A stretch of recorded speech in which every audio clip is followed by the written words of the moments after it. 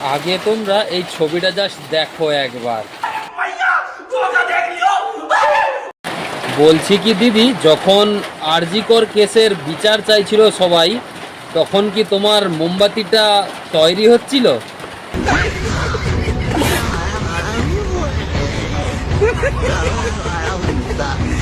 আপনি এখন বেরিয়েছেন মোমবাতি নিয়ে, তো এতদিন সবাই যখন মোমবাতি নিয়ে বেরিয়েছিল তখন কি এতটুকুও আপনার চোখে পড়েনি? चलो भाई देखो अब मैं क्या करता हूँ।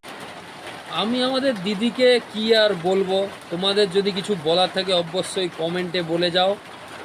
আমি বলতে চাইছি, যেসব মানুষেরা মানে মমতাদির পাশে দাঁড়িয়ে প্রোটেস্ট করছে, না তারা প্রোটেস্ট করছে খুব ভালো কথা, এটা নিয়ে একটা প্রোটেস্ট হওয়া উচিত এবং যারা দোষী তাদের শাস্তি পাওয়া উচিত।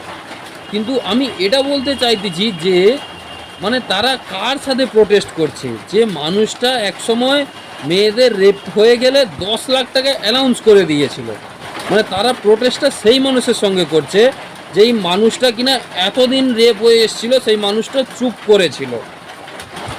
তো তোমাদেরকেই বলছি, তোমরা কি ব্রেনটা বিক্রি করে খেয়েছো না খেয়ে দিয়ে বিক্রি করেছো? समझ रहे हो समझ रहे हो आप समझ रहे हो ना। भाई साहब कुछ ज्यादा नहीं हो गया? এই বারুইপুরে যে ঘটনাটি ঘটেছে সেটা আমাদের ওয়েস্ট বেঙ্গলের পক্ষে খুব লজ্জাদায়ক একটা ঘটনা। আর আমি আমাদের মুখ্যমন্ত্রীর কাছে অনুরোধ করব যে যারা দোষী তাদের অবশ্যই খুব কঠোরভাবে শাস্তি দেওয়া হোক, যাতে এই সব কাজ আর কেউ না করার সাহস পায়।